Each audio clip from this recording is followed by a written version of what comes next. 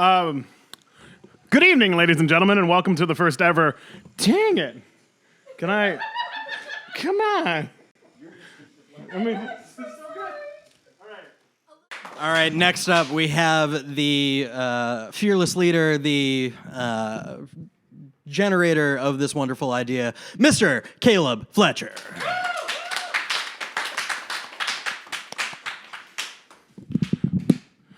So, I had to say good to my let me restart that from the top, because that's what you do with things from the top, not the bottom. So I recently had to say goodbye to my brother. It was really hard. I've done this already before. In college, I had to say goodbye to my brother for the first time.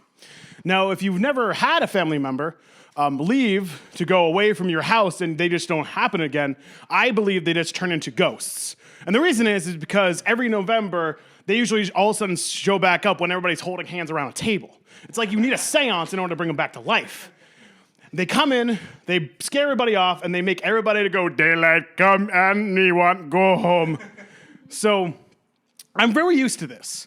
But recently I had to say goodbye to my brother, and he went all the way to Hawaii, which is like your ghost. It's still like having a ghost, but it's like having a ghost who only uses Skype.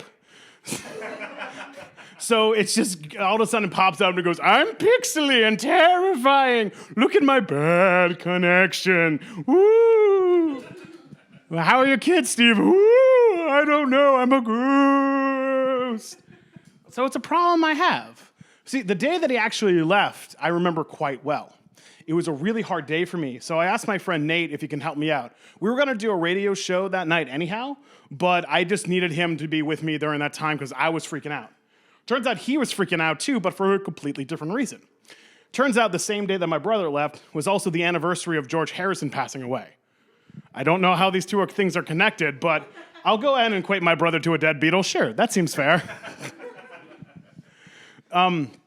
So we go into the studio, and then I noticed that the only George Harrison song I own is I Got My Mind Set on You. So our tribute show is going to be about 5 minutes long, and it's got to feature the Parasite song known as I Got My Mind Set on You. If you do not know this song, let me sing you the first few bars. I got my mind set on you. I got my mind set on you. I got my mind set on you. I got my mind set on you. As you can see, you can figure out how the song goes by now. So we start jamming out to that, and we start watching a school of students kind of float by the glass of the radio station. And like halfway through, I Got My Mind Set on You, we see this great white shark appear out of nowhere. I've never seen this man before in my life, and it's amazing what he looked like. He's a middle-aged man with like brown and gray peppered hair, bright red sideburns dyed because he's a race car. He's got a normal gray beard. So it goes from like peppered gray, red, normal gray. Because that makes sense when you think about it, when you look at yourself in the mirror. Anyhow, he wears a corduroy jacket, a corduroy vest, and corduroy pants because he wants to make sure his lines are straight. And he also fashions himself this 3-dimensional crochet mushroom necklace. I'm just going to leave that with you. So imagine this individual. He points to us, Nate waves him in, and I'm like, he's from community theater, I bet. Nate does community theater. This seems like a community theater person. It's got to be a great time in the studio booth. He wasn't from community theater. We didn't know this at the time. So he walks in, and he turns around, and I swear, this is pretty much his voice throughout the entire emotion of us hanging out with him. It was, "What's up, boys?" So he walks in, "What's up, boys? I got a question for you." I'm dealing with a troll now, I see. I didn't know bridges were around this area, but I'm okay and I can handle this. What did George Harrison use for an amp in 1968? A good one. Wrong answer. Okay. who are you boys anyway? So he asks us to introduce ourselves, and Nate tells him that he is a theater person, and pretty much this man goes crazy. And it's almost like watching him anoint like King David full of oil. He was like, yes, theater manager, you will become the next king of Israel. Good for you. And what do you do, sir? I'm a math teacher. Be gone, Satan. See, I'm used to being politely ostracized in society because I'm a weird individual. And math is something that I'm politely ostracized about. When I say, hi, I'm a math teacher, people go, oh my gosh, it's a leper. Who knows the numbers? Be gone, get away, you unfortunate. And I'm also ostracized from other things. I don't drink alcohol. And when you say I don't drink alcohol to people, they kind of go, what? But the commercials tell me all adults drink alcohol. You should be doing that because you're an adult. That's like my necessary food groups. Sugar, lots of scantily clad women, and alcohol. That's what the media tells me I need for a living. So it's really fun to tell that to a group of students because I'm like, yeah, I don't drink alcohol. And they're like, why? What's wrong with you? You shouldn't exist. Why don't you comply to the way I see the world? I'm like, I just don't like the taste. Yes, I don't like rotten wheat juice, or rotten potato juice, or rotten grape juice. Hence the phrase alcohol. It's rotten. Don't you understand? It's not good for taste buds. Well, at least you drink coffee, right? No, it's bitter. What do you mean? Everybody drinks coffee. Take your addictive bean juice and go away. They're like, no, you just gotta warm up to coffee. Just drink it with lots of milk and sugar. If I wanted to drink milk and sugar in the morning, I'd just eat a bowl of ice cream. So I'm really used to that idea of people pushing me back. So this guy, this man who just walked in is kind of pushing me through, and he goes, well, if you're such a smarty smart math teacher, how about you solve me a problem? Okay. What problem? Can you figure out the volume of cylinder about yay high by yay wide? What's yay? 3. I'll get it done in yay seconds. So I'm figuring it out, and I kind of show him the answer afterwards. I'm like, it's 27 pi. And he goes, what the heck is that thing? The what thing? The squiggly thing. That's pi. No, you can make the number exact. What do you mean it can be exact? Well, pi is after all an exact number. No, it's not. It's an irrational number. You don't understand what you're talking about. It's 3.14. No, it's 3. What are you, a Hebrew? The Egyptians knew it was 22/7, for goodness sakes. Get out of my life, sir. And then after I said that, he just turns around and goes, do you want to know who I am? Yeah, by this point, I have already done a math problem for you, and I'm not a one math problem hussy. I would demand to know who I'm doing math for. So please tell me your name. They call me Jacques Two Streams. Okay, Jacques Two Streams, nice to meet you. It's not Jacques Two Streams. It's James Two Sons. Okay, James Two Sons, nice to meet you. No, it's Jimmy Two Rivers. Okay, I am done being in this David Lynch film, and I need to leave right now. So Jimmy Twin Peaks over here is currently causing me to have major anxiety as I'm trying to figure out what to do with him next. So he now proceeds to fold up his jacket and put it down. So now Nate and I, he's going to be in the studio for a while. I now check my time.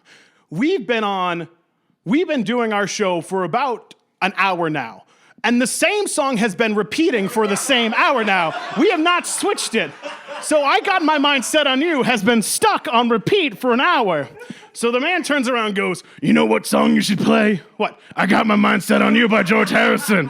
Oh yeah, sure, that sounds absolutely legit. So he comes over and he starts looking at the computer and he turns around and states, where do I live?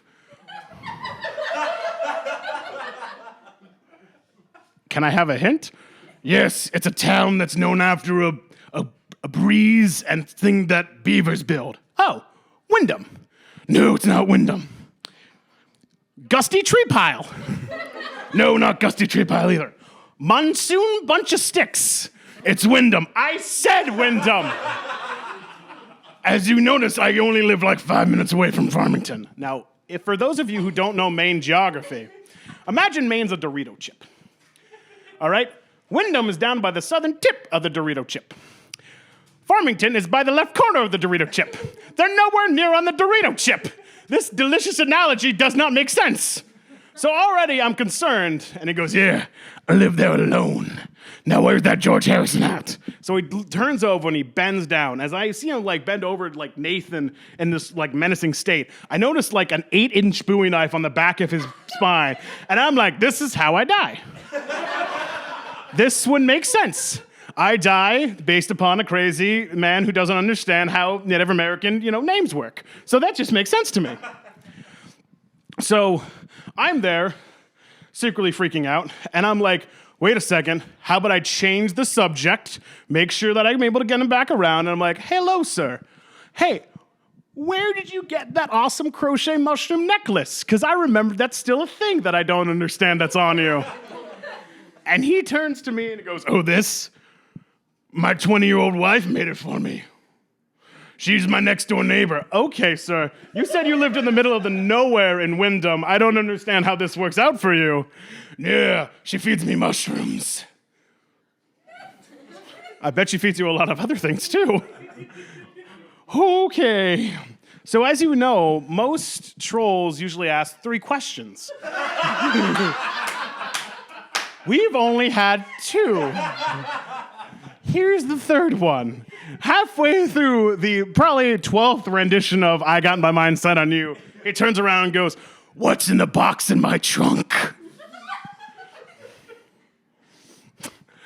A dead body? Because I know you have a Bowie knife and you probably have a box in that just makes sense, a dead body. And he goes, no. And then Nate goes, is it a drug? Maybe. How? You can't have maybe Joanna. It doesn't work that way. It's just, you just gotta have, a similar thing, and that's about it. Okay, so you're able to smoke it? Yeah. All right, is it like an herb? Sure. All right, are you smoking rosemary and oregano? No. I thought he would, because I'm pretty sure he smells like lasagna by this point. So he then turns around and goes, it's salvia. Now, I don't know what salvia is, so I hear in my brain, Sylvia, and I'm like, I knew it was a dead body. I knew it.